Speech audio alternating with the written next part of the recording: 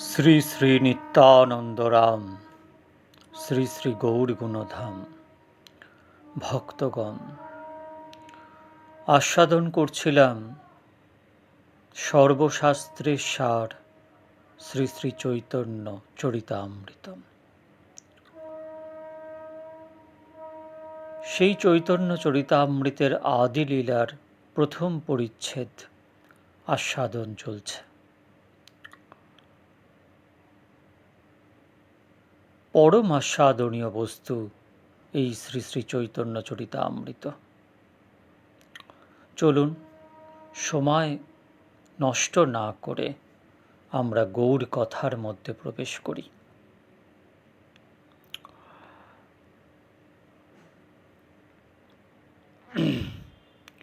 যাবানহং যথা ভাব যদ্রূপ গুণ কর্মক তথৈব তত্ত্ব বিজ্ঞানমস্তু তে মদনুগ্রহাৎ। অর্থাৎ ভগবান ব্রহ্মাকে বললেন,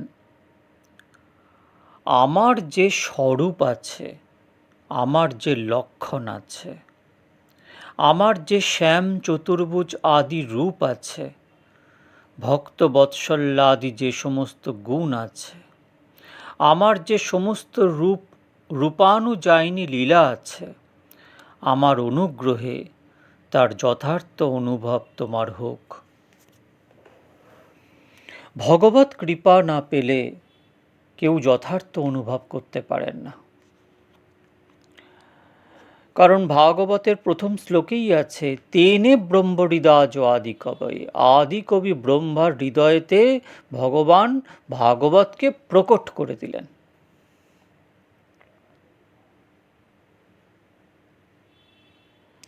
এই শ্লোকটি ভগবান তার নিজের মুখে বলেছেন।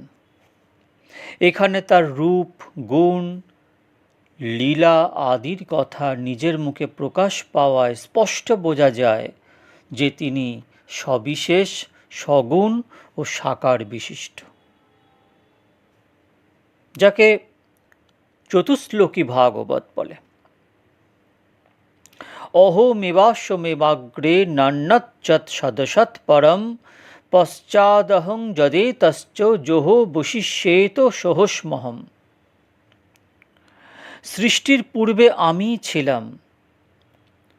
অন্য যে স্থূল ও সূক্ষ্ম জগৎ এবং তার কারণ যে প্রধান ত্রিগুণা প্রকৃতি, তাও আমা থেকে পৃথক ছিল না। সৃষ্টির পরেও আমি আছি। এই যে দৃশ্যমান জগৎ দেখছ, তাও আমি। প্রলয়ে যে অবশিষ্ট থাকে, তাও আমি। ঋতে হর্তং যৎ প্রতীয়েত না প্রতীয়েত চাঁতমণি তদ্বিদ্যাদাত্মনো মায়াং যথাহ ভাসো যথাতমা।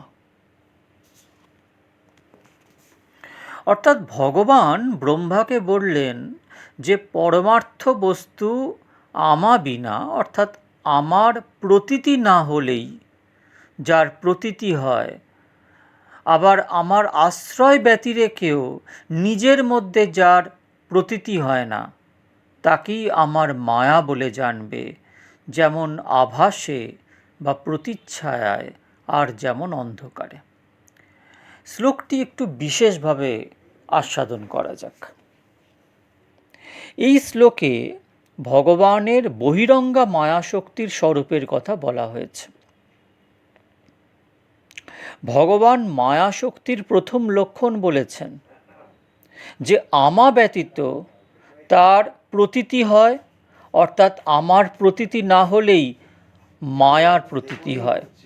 ভগবানের প্রতীতি বলতে ভগবানের তত্ত্বজ্ঞানের উপলব্ধিকে বোঝায়।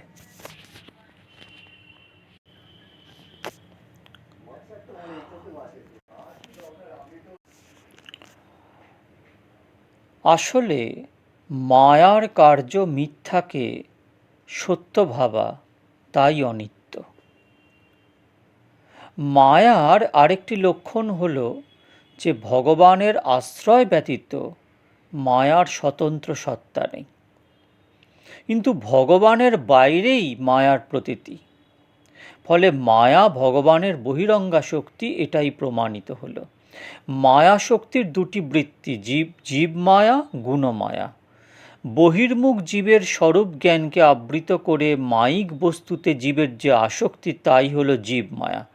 আর সত্য রজ তম এই তিন গুণ যা জগতের উপাদান কারণ, তাকে বলে গুণমায়া। মায়ার এই দুই বৃত্তিকে স্পষ্ট করার জন্যই ভগবান আভাসের দৃষ্টান্তে জীব মায়া এবং তমের দৃষ্টান্তে গুণমায়ার অবতারণা করেছেন। কৃষ্ণ ভুলি সেই জীব অনাদি বহির্মুখ, তাই মায়া তারে দেয় সংসার দুঃখ। সংসার দুঃখ কখন দেয়? যখন জীব ভগবানকে ভুলে যায়।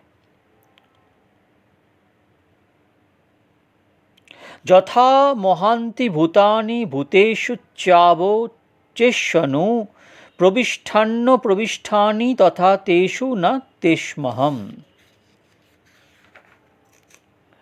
যেরূপ মহাভূত সকল সর্ববিধ প্রাণীর বাইরে ও ভিতরে অবস্থিত, তেমনি আমার চরণে প্রণত ভক্তগণের ভিতরে ও বাইরে আমি স্ফুরিত হই। অর্থাৎ ভক্তের যে প্রেমরস আস্বাদন করে ভগবান নিজেও যেমন আনন্দ উপভোগ করেন, তেমনি নিজের সৌন্দর্য মাধুর্য আদি অনুভব করিয়ে ভক্তকেও তিনি আনন্দ দান করেন। এইভাবে তিনি ভক্তের ভিতরে ও বাইরে স্ফুরিত হন। এতাবদেব জিজ্ঞাসং তত্ত্বজিজ্ঞাসু নাহত্মনা অন্যয় ব্যতিরেকাভ্যাম যৎ স্যাৎ সর্বত্র সর্বদা। অর্থাৎ বিধি নিষেধ দ্বারা যা সকল সময়ে সমস্ত স্থানেই বিদ্যমান থাকে, আমার তত্ত্বজিজ্ঞাসু ব্যক্তিগণ শ্রী গুরুর নিকটে সেই বিষয় জিজ্ঞাসা করেন। ভগবানের যথার্থ অনুভব করাই তত্ত্বজিজ্ঞাসার মূল। ভগবানের ঐশ্বর্য লীলায় সেই অনুভব পূর্ণতা পায় না। কেবল মাধুর্যই ভগবত্তার সার, অর্থাৎ ভগবানের অসমর্থ মাধুর্যের আস্বাদনেই ভগবানকে যথার্থ অনুভব করা হয়। এইভাবে ভিতরে ও বাইরে ভগবানের মাধুর্য লীলায় তার যে মাধুর্যের অনুভব, তাই যথার্থ ভগবত অনুভব। এই অনুভব যিনি লাভ করতে ইচ্ছুক, এই অনুভব লাভের উপায় যিনি জানতে ইচ্ছুক, তিনিই ভগবানের যথার্থ তত্ত্ব জিজ্ঞাসু। কর্ম জ্ঞান যোগের দ্বারা নয়, কেবল ভক্তি অনুষ্ঠান দ্বারাই ভগবানকে যথার্থ রূপে জানা যায়। এর জন্য কোনো দেশের নিয়ম নেই, কালের নিয়ম নেই। যে কোনো সময় যে কোনো স্থানেই ভক্তি অনুষ্ঠান করা যায়। সব মানুষই সব সময় এবং সমস্ত স্থানে ভগবানের নাম গুণ আদি শ্রবণ কীর্তন স্মরণের দ্বারা ভক্তি অনুষ্ঠান করতে পারেন। একমাত্র ভক্তি ভগবত অনুভবের নিশ্চিত উপায়। কিন্তু ভগবানের মাধুর্য অনুভব কী উপায় সম্ভব? ভক্তিশাস্ত্র অনুযায়ী ভগবানের মাধুর্য অনুভবের একমাত্র উপায় হল প্রেম। পুরুষার্থ শিরোমণি প্রেম মহাধন, কৃষ্ণ মাধুর্য সেবানন্দ প্রাপ্তির কারণ। আবার এই প্রেম লাভ করবার একমাত্র উপায় হল ভক্তি। সাধন ভক্তি হইতে হয় রতিহৃদয়, রতি গাঢ় হইলে তার প্রেম নাম কয়। সুতরাং নিশ্চিত রূপে বলা যায় যে ভক্তি থেকে প্রেম লাভ হয় এবং প্রেমই ভগবানের মাধুর্য আস্বাদনের একমাত্র কারণ। আর ভক্তিই হলো ভগবানের মাধুর্য আস্বাদনের বা যথার্থ ভগবত অনুভবের একমাত্র উপায়। ভক্তি আবার দুই প্রকার, ঐশ্বর্য জ্ঞানময়ী ভক্তি, ঐশ্বর্য জ্ঞানহীনা কেবলা ভক্তি। ঐশ্বর্য জ্ঞানময়ী ভক্তির ফলে সাধক সারূপ্য আদি চতুর্বিধ মুক্তি লাভ করে। সারূপ্য, সাযুজ্য, সামীপ্য, কৈবল্য, এই চতুর্বিধা মুক্তি লাভ করে। করে বৈকুণ্ঠ যেতে পারে এবং ভগবান নারায়ণের স্বরূপের সেবা করতে পারেন। কিন্তু ঐশ্বর্য জ্ঞানহীনা কেবলা ভক্তিতে ব্রজপ্রেম লাভ হতে পারে এবং পরিপূর্ণ কৃষ্ণপ্রাপ্তি অর্থাৎ মাধুর্যের পূর্ণতম বিকাশ স্বয়ং ভগবান ব্রজেন্দ্রনন্দন শ্রীকৃষ্ণের সেবা লাভ হতে পারে। শ্রীকৃষ্ণের অসমর্থ মাধুর্য আস্বাদনের একমাত্র উপায় হল শুদ্ধ নির্মল প্রেম।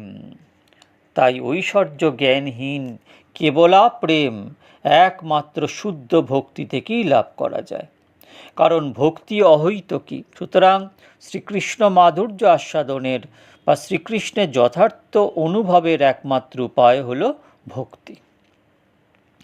এই ভক্তির কথাই শ্রী গুরুদেবের চরণে জিজ্ঞাস্য। এই ভক্তি পরিণত অবস্থায় প্রেম ভক্তিতে রূপায়িত হয় বলে সাধন ভক্তি হল প্রেম ভক্তির অর্থাৎ ভগবত অনুভবের উপায় বা অঙ্গ। এইভাবে ভগবান তার পরম গুহ্য তত্ত্ব শিক্ষাগুরু রূপে ব্রহ্মাকে শিক্ষা দিলেন। শ্রী বিল্বমঙ্গল ঠাকুর শ্রীকৃষ্ণ কর্ণামৃতের প্রথম শ্লোকে লিখছেন, চিন্তামণির জয়তী সৌমগিরির গুরুর্ময়ী শিক্ষা গুরুশ্চ ভগবান শিখিপিঞ্চ মৌলি যৎপাদকল্পতরু পল্লব শেখরেষু লীলাম্বরং বড় রসং লভতে জয়শ্রী। অর্থাৎ শ্রীল বিল্বমঙ্গল ঠাকুর বলেছেন, চিন্তামণি স্বরূপ আমার মন্ত্র গুরুদেব সোমগিরি জয়যুক্ত হন, জয়লাভ করুন চূড়ায় শিখিপুচ্ছ শোভিত আমার শিক্ষাগুরু স্বয়ং ভগবান শ্রীকৃষ্ণ, যার পদযুগল কল্পতরুর সঙ্গে তুলনীয় এবং যার পল্লবতুল্য শ্রীচরণ নখাগ্রে শ্রীমতী রাধিকা উজ্জ্বল রস অর্থাৎ মধুর লীলারস আস্বাদন করে থাকেন। ভগবান শ্রীকৃষ্ণ শিক্ষাগুরু রূপে সমষ্টি জীব ব্রহ্মাকে যেমন উপদেশ দিয়েছিলেন এবং অন্তর্যামী রূপে সেই তত্ত্বের অনুভব করিয়েছিলেন, ঠিক তেমনি অন্তর্যামী রূপে তিনি আমাদের অর্থাৎ ব্যষ্টি জীবেরও শিক্ষাগুরু। সেই কারণে শ্রীল বিল্বমঙ্গল শ্রীকৃষ্ণ যে তার শিক্ষাগুরু সেই কথা এই শ্লোকে লিখেছেন। সোমগিরি ছিলেন শ্রীল বিল্বমঙ্গল ঠাকুরের দীক্ষাগুরুর নাম। আর চিন্তামণি মানে এক প্রকার মণি। চিন্তামণির জয়তী, চিন্তামণি এক প্রকার মণি, এর কাছে যা চাওয়া যায় তাই পাওয়া যায়। শ্রী গুরুদেবের চরণাশ্রয় করলেও সব অভীষ্টপূর্ণ হয়, তাই শ্রী গুরুদেবকে চিন্তামণির সঙ্গে তুলনা করা হয়েছে। শ্রীকৃষ্ণ চৈতন্য রূপে অর্থাৎ চিত্তের অধিষ্ঠাতা অন্তর্যামী গুরুরূপে সাধারণ জীবের দৃষ্টিগোচর হন না।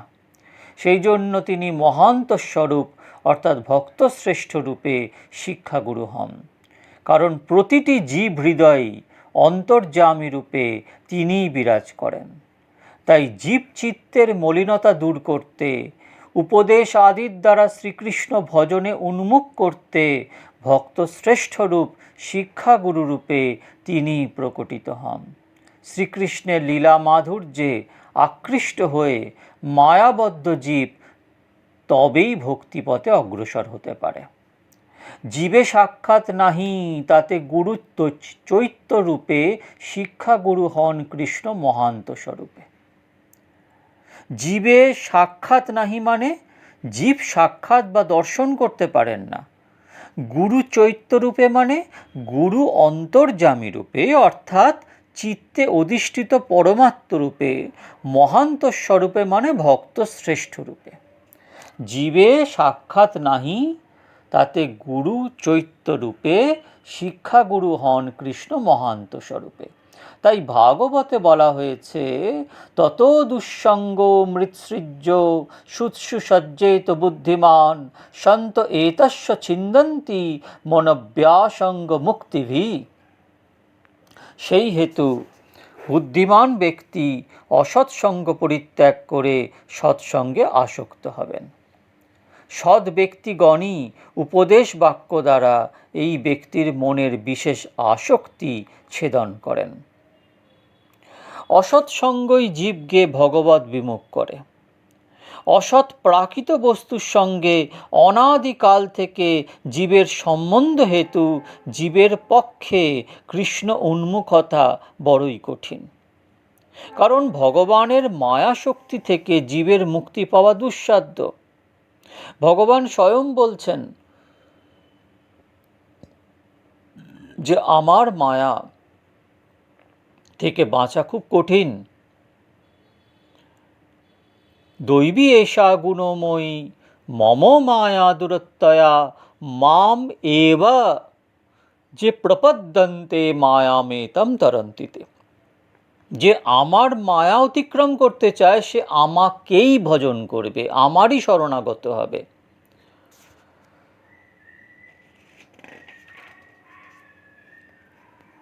ভগবত কৃপা ব্যতীত জীব মায়ার হাত থেকে অর্থাৎ দুঃসঙ্গ থেকে নিষ্কৃতি পেতে পারে না। তবে ভগবত কৃপা আবার ভক্ত কৃপা সাপেক্ষে হয়। তাই ভগবত কৃপার জন্য কেবল দুঃসঙ্গ অর্থাৎ অসৎসঙ্গ ত্যাগ করলেই হবে না, তার পাশাপাশি সাধুসঙ্গ অর্থাৎ ভক্তসঙ্গ করতে হবে। কারণ সাধুসঙ্গ সর্বশাস্ত্রে কয়, লবমাত্র সাধুসঙ্গ সর্বসিদ্ধি হয়। তাই একমাত্র সাধুসঙ্গ অর্থাৎ ভক্ত সঙ্গের ফলেই ভগবত কৃপা লাভ হবে। সাধুসঙ্গ ব্যতীত আর কেউই মায়াবদ্ধ জীবের সংসার আসক্তি দূর করতে পারেন না।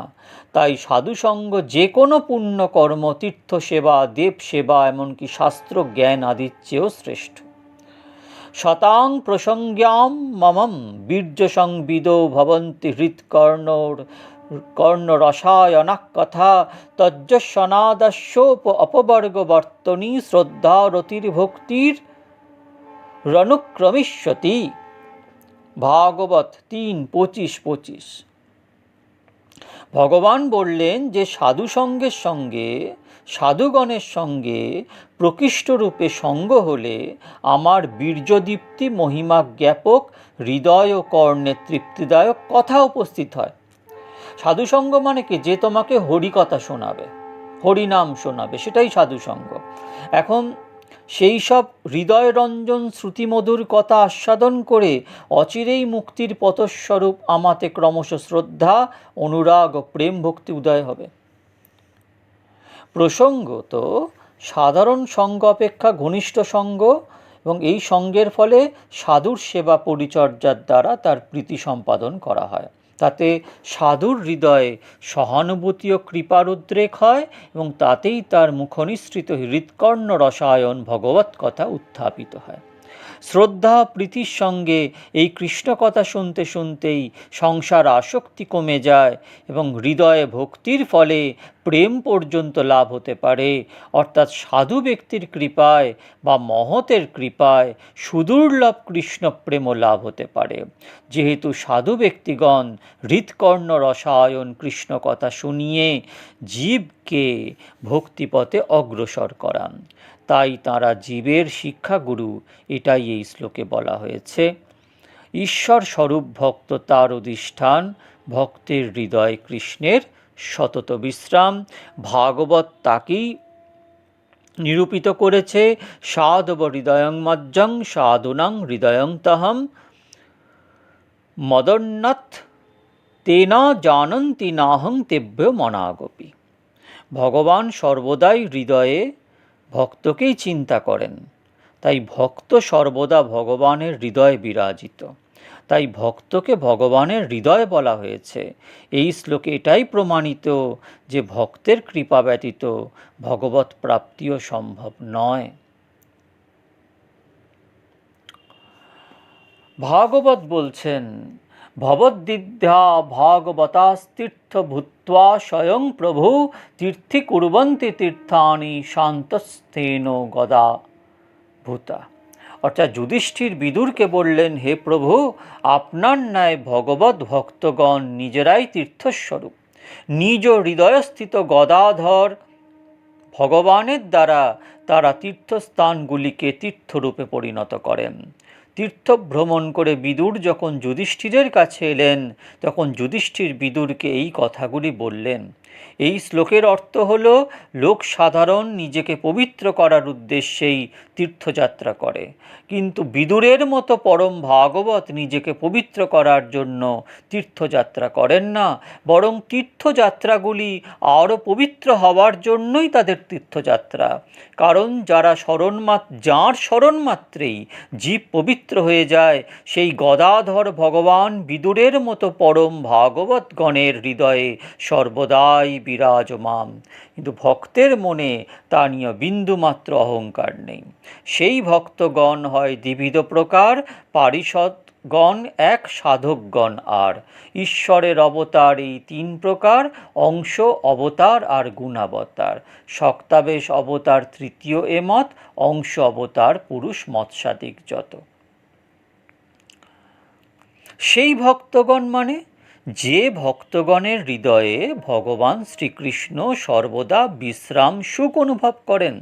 নমে তিষ্ঠন্তি বৈকুণ্ঠে যোগিনাং হৃদয়ং নচ, মম ভক্তা যত্র গায়ন্তি তত্র তিষ্ঠামি নারদ। আর পারিষদগণ বলতে কি বলতে চাইছে না, পার্ষদগণ, যারা ভগবানের পরিকর রূপে সর্বদাই তার সঙ্গে বিরাজ করেন, তাদেরকে পার্ষদ ভক্ত বলে। পার্ষদ ভক্ত আবার দু প্রকার: নিত্যসিদ্ধ পার্ষদ আর সাধন সিদ্ধ পার্ষদ। যারা অনাদিকাল থেকেই ভগবানের পরিকর রূপে তাঁর লীলা সহায়ক, যাদের মায়ার কবলে পতিত হয়ে সংসারে আসতে হয়নি, তারাই নিত্যসিদ্ধ পার্ষদ। আর যারা কিছুকাল মায়ামুগ্ধ সংসারে থেকে পরে ভজন প্রভাবে ভগবৎ কৃপায় ভজনে সিদ্ধি লাভ করে ভগবৎ পার্শ্বদত্ব লাভ করেছেন, তাদেরকে সাধন সিদ্ধ বলে।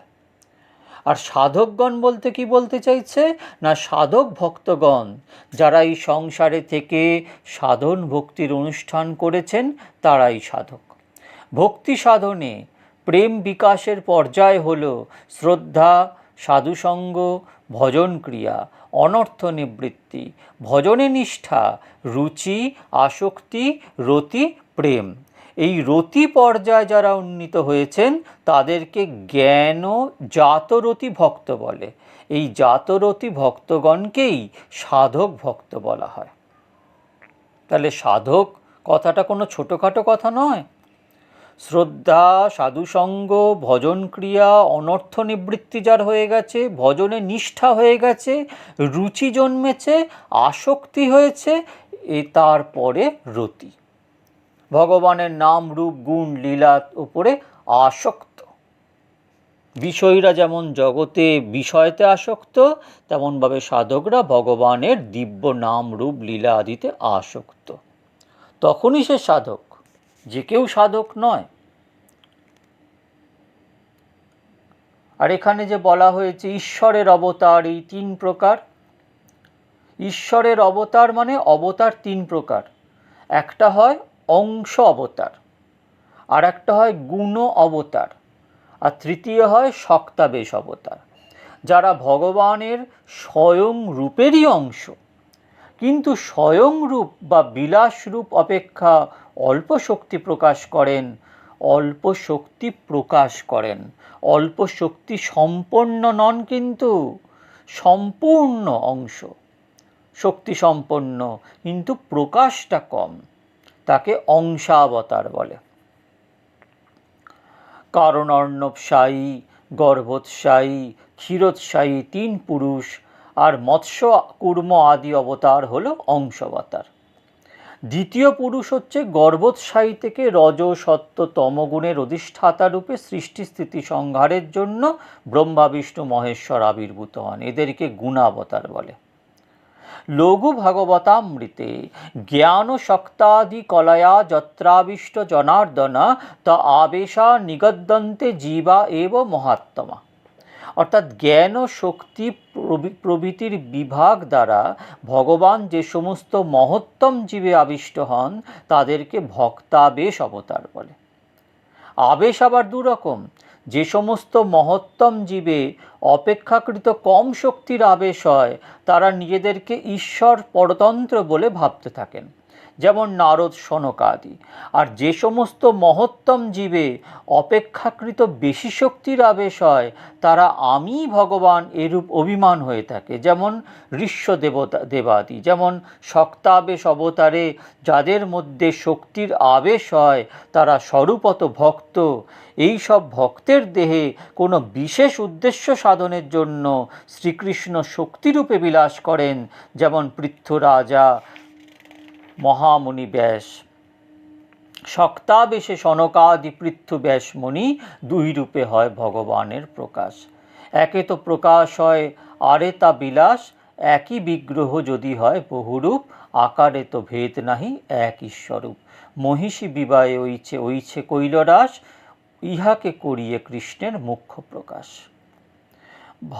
ভক্তগণ, চৈতন্য চরিতামৃত একটু ধীরে ধীরে বুঝতে হবে, কারণ চৈতন্য চরিতামৃত সর্বশাস্ত্রের সার। এখানে শ্রী শ্রী কৃষ্ণদাস কবিরাজ গোস্বামীপাদ নিগূঢ় ভগবত তত্ত্বকে বিভিন্ন শাস্ত্র আদির প্রমাণসহ ব্যাখ্যা করেছেন। তাই চৈতন্য চরিতামৃত পড়লে অন্য শাস্ত্র আদির পড়ার প্রয়োজন পড়ে না। চৈতন্য চরিতামৃত পাঠ করবেন, মনন করবেন, চিন্তন করবেন, ভাগবত পাঠ করবেন, নাম জপ করবেন, উচ্চৈশ্বরে নাম কীর্তন করবেন, আর কিছু দরকার নেই। বাদবাকি সব এমনি হয়ে যাবে। হরের নাম হরের নাম হরের নামৈব কেবলম, কলৌ নাস্তেব নাস্তেব নাস্তেব গতিরন্যথা। নিতাই গৌর সীতানাথ।